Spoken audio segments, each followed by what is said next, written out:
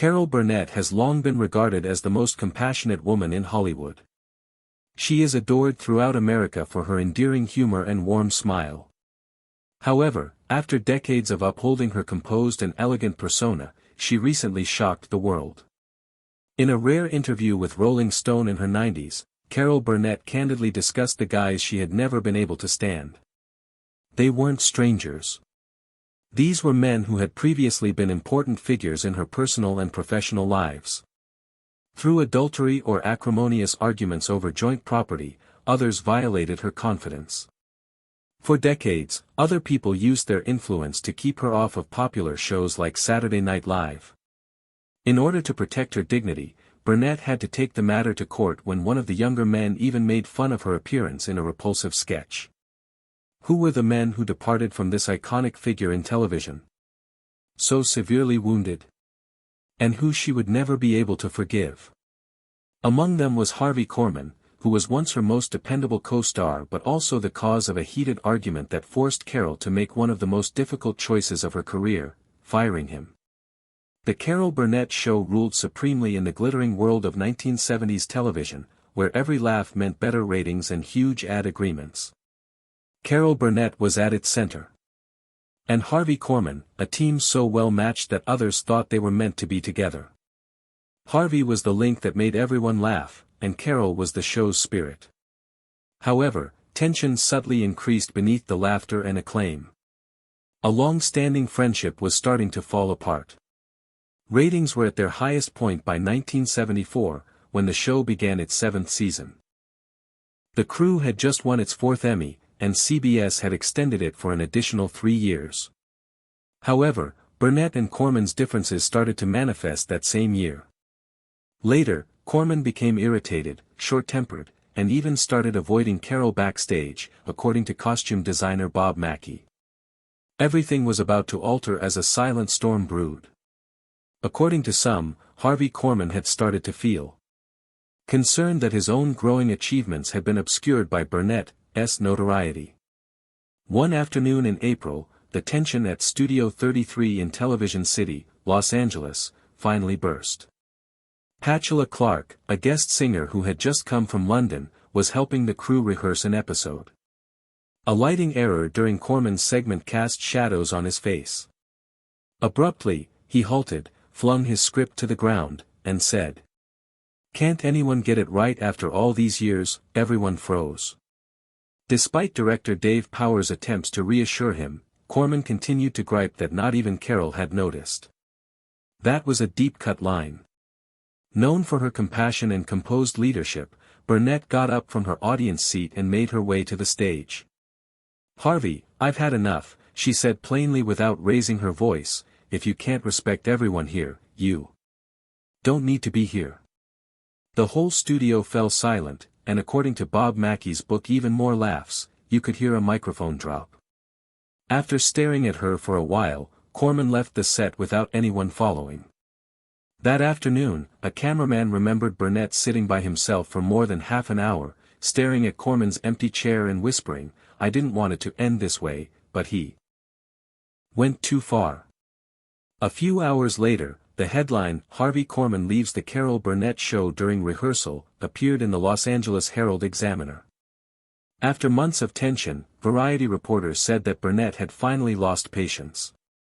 For the next 3 days, Hollywood was constantly buzzing, and Burnett's friend Vicki Lawrence attempted to contact. However, he remained mute, and Burnett continued filming without ever mentioning his name again. Later, a crew member characterized Carol Burnett as calm but obviously fatigued.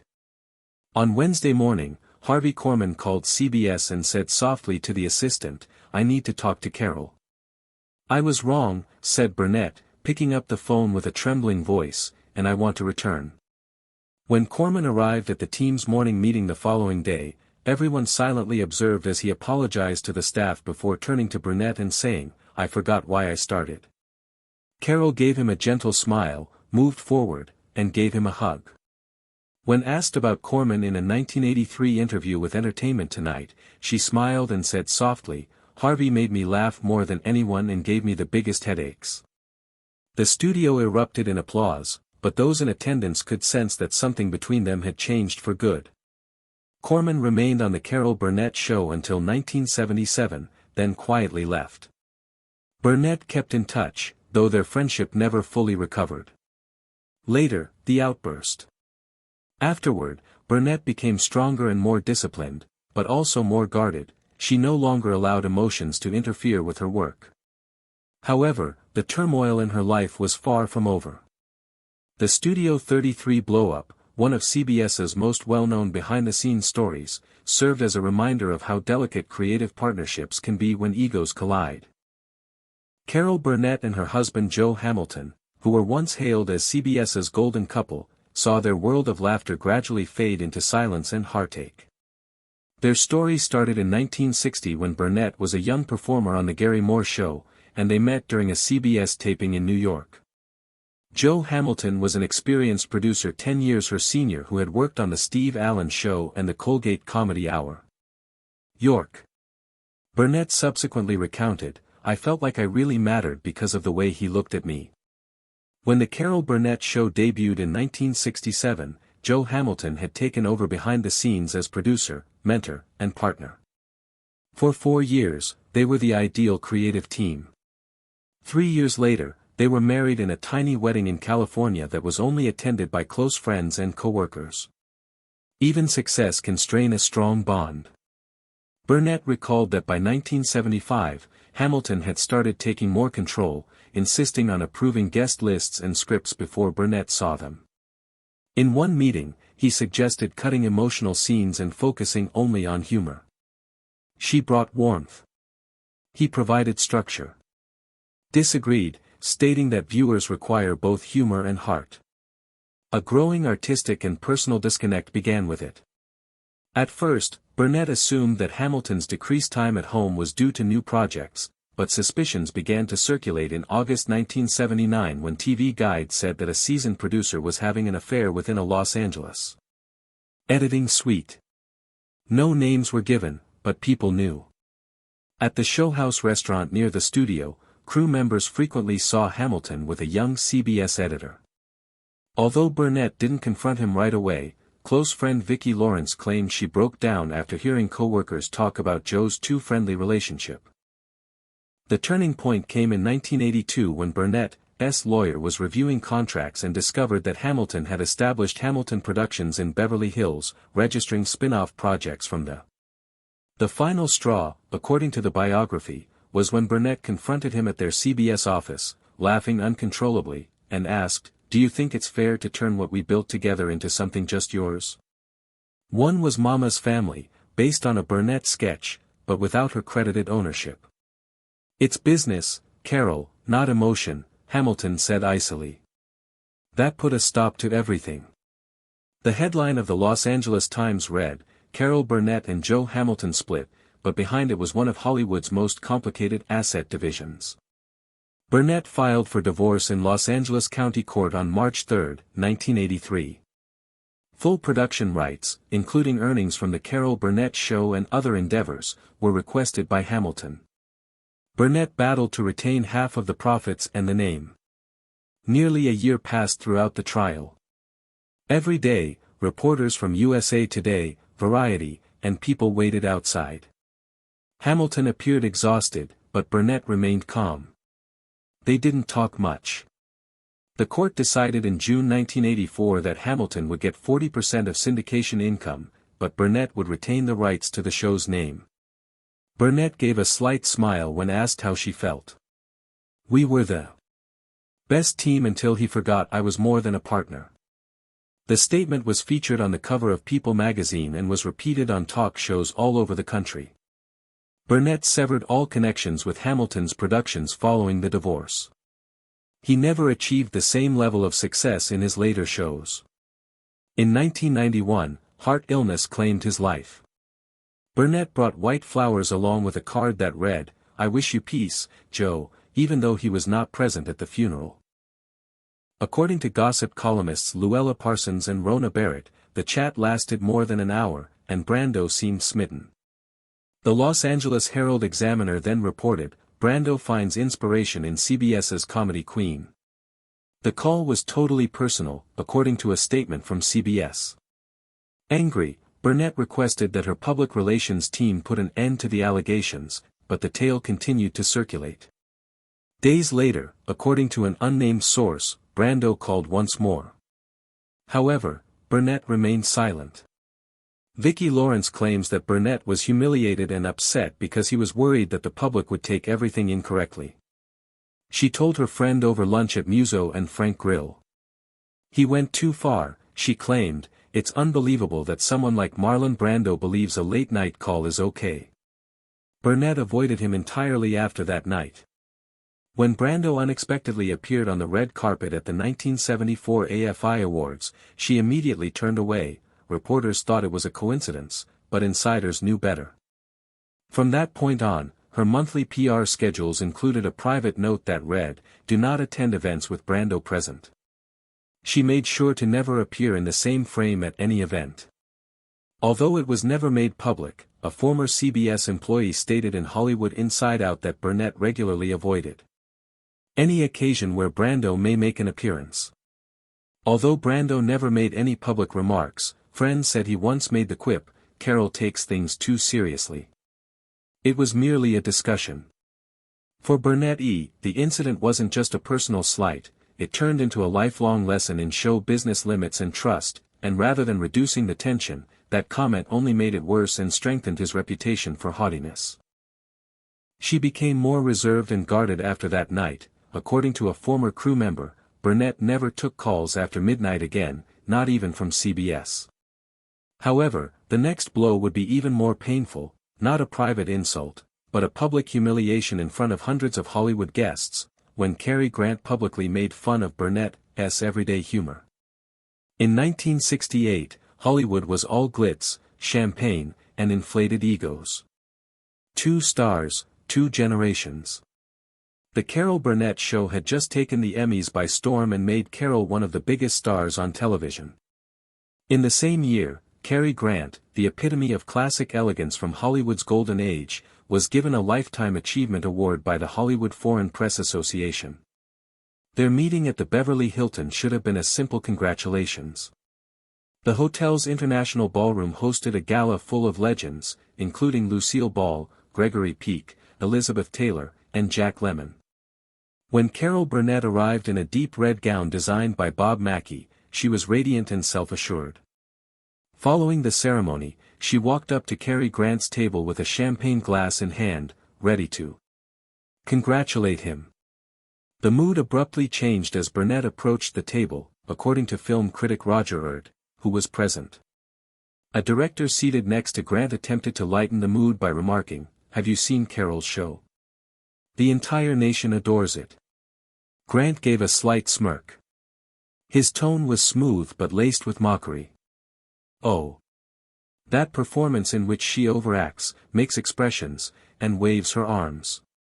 Why people like such kind of thing is beyond me." Cary Grant's words fell into the ballroom like a stone dropped into still water. Some guests laughed awkwardly, others went silent. Burnett kept her smile, but her expression changed.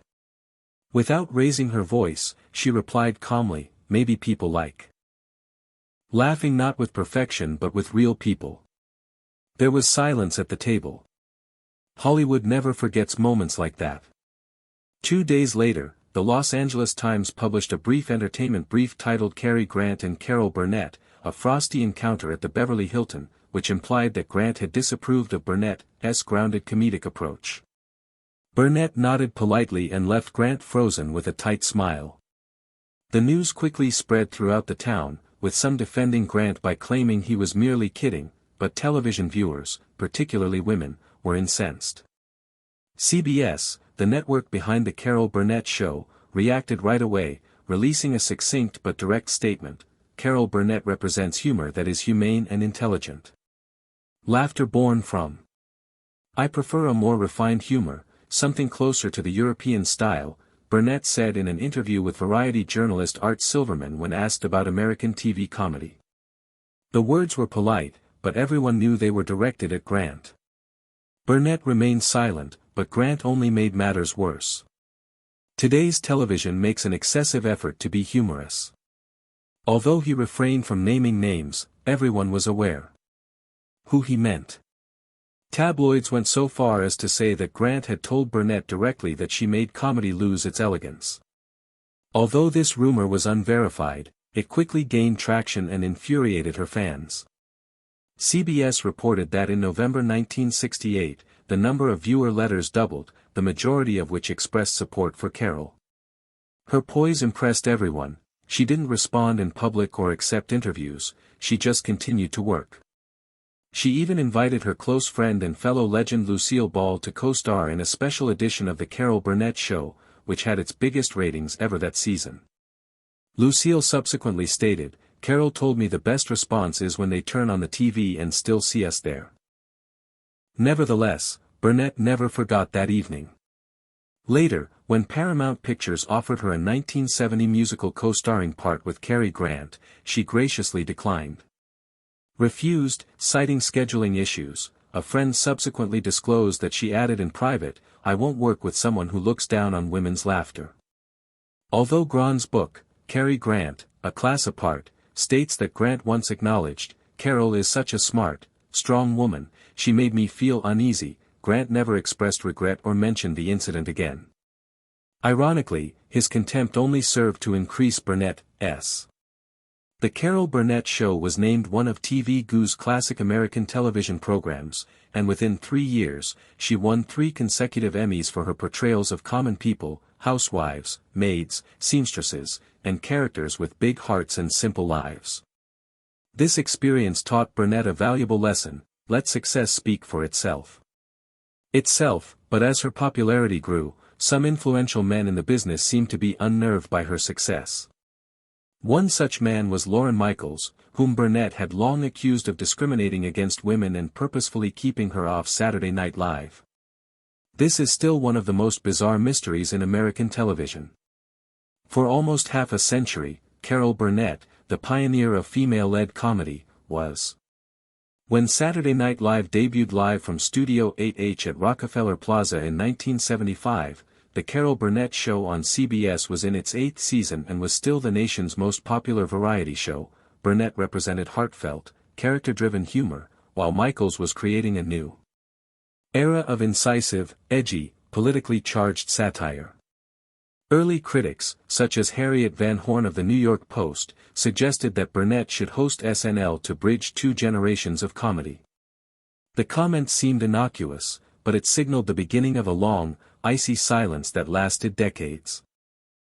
According to reports, Burnett's name was brought up during discussions for Season 2 of NBC in 1976, but Michaels allegedly rejected the idea, claiming she didn't fit the spirit of the show. According to Live from New York, Back Bay Books 2002, one editor recalled Michaels calling Burnett the face of old television and "we're doing something new," which sparked years of rumors. In 1981, journalist Tom Shales wrote in the Washington Post that Burnett had repeatedly expressed interest in hosting but had never heard back, an article that caused a stir. A week after hundreds of fans wrote to NBC to ask why the country's most popular female comedian had been left out, the network released a brief statement: "Guest hosts are chosen based on each season's content and tone." Few people took the statement seriously, as Burnett had never asked to host in public, but many insiders claimed she felt quietly dismissed. When asked about the issue during an appearance on Larry King Live in the late 1980s, "Perhaps I'm just not edgy enough for them," Burnett answered with a smile and a hint of cynicism. Those who worked with Michaels described him as uncompromising about what SNL represented: young, rebellious, and ironic, the opposite of Burnett's warm, human comedy. A former editor told Rolling Stone in 1990 that Michaels had once rejected a major sponsor suggestion to include Burnett in the show's 10th anniversary special, saying, "We respect her, but that's not our kind of comedy." When Burnett and Michaels were scheduled to speak at a Television Academy event in Los Angeles in 1991, the audience gave Burnett a standing ovation. Minutes later, when Michaels took the stage, Burnett remained seated, grinning faintly, her eyes focused on the camera. That comment solidified the rift, and their relationship remained over time. The story may have been forgotten until 2023, when NBC produced Carol Burnett, 90 Years of Laughter plus Love to honor her legacy. In an interview with a Hollywood Reporter, Burnett was asked if she regretted never hosting Saturday Night Live. With a kind smile, she said, "I guess they didn't need me, but I didn't need them either." That one. The hashtag #InviteCarol to SNL went viral within 24 hours, with hundreds of fans calling for NBC to finally make amends. Later, during a panel at the Paley Center for Media, Burnett remarked, "Some people don't realize that kindness has its own kind of power." The sentence ended 50 years of silence.